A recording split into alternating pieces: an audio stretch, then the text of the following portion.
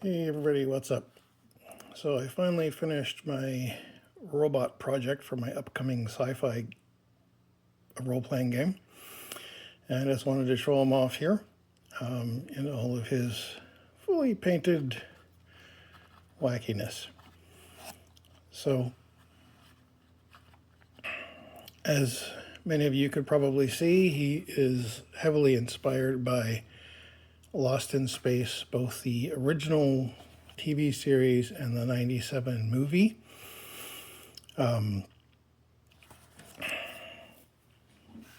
Including the bubble, of course, and the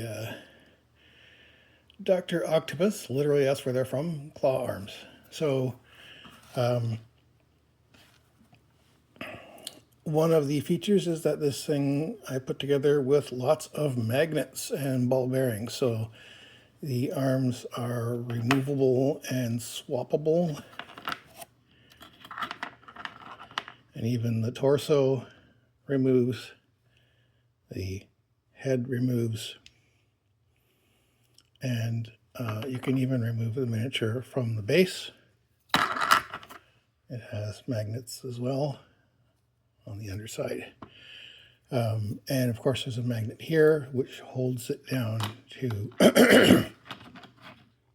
I use small dry erase boards to hold them, and especially when I'm spray painting, because miniatures tend to go flying when you spray paint. So this is I would say 80% pieces of a very old Tau Commander miniature from Warhammer 40k.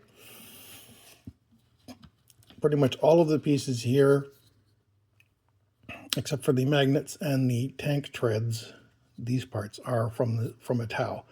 Like this leg or the foot part is actually the backpack, and then these are parts of the Tau legs and torso.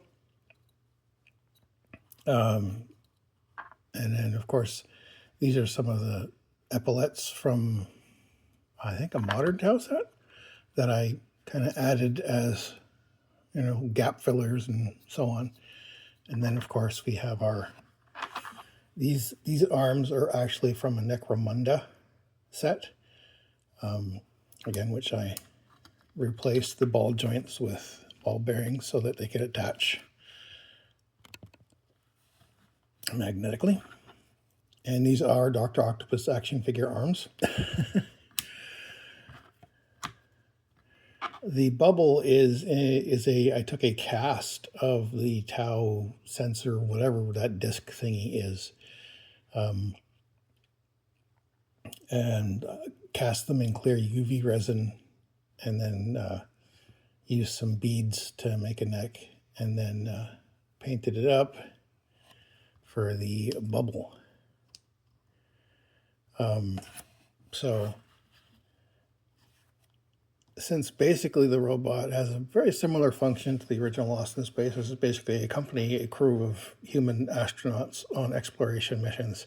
It has all kinds of functions, including defensive. So one of the things is the sensor dome can be replaced with a Gatling laser, which gives them a funky look. And of course, inspired by the original Lost in Space robot, the Dr. Octopus type claws can shoot lightning, which again are attaching with little magnets in here.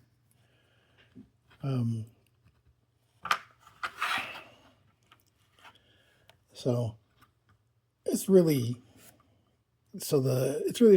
mostly for fun and display. The lightning is actually glow in the dark hot glue, which I have painted with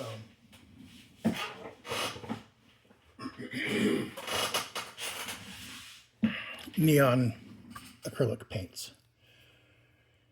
And so there's a lot of neon acrylic touches on here. So when you shine the UV light on him, you get some glowing action. Now let me turn off some of the overhead lights. Kind of center him in the frame here.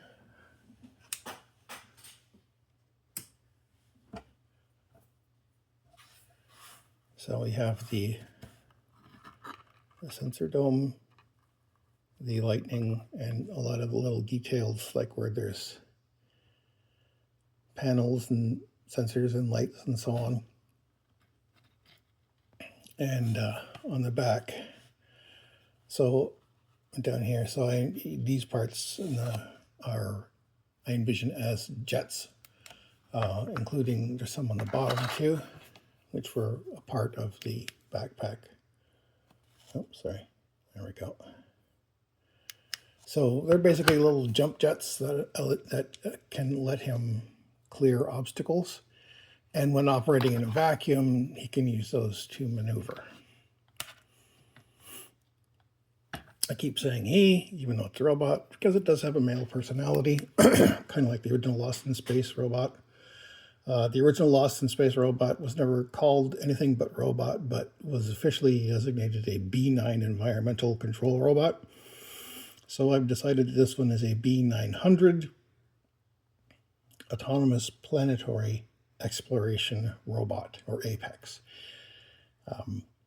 The B-9's great-grandson, perhaps, shall we say. And I envision the little chess piece in the middle flashes when he talks, you know, danger, danger, Will Robinson. And there you go. So first project for my little sci-fi campaign is done. And going to continue on. I have some fun projects and lots of fun challenges.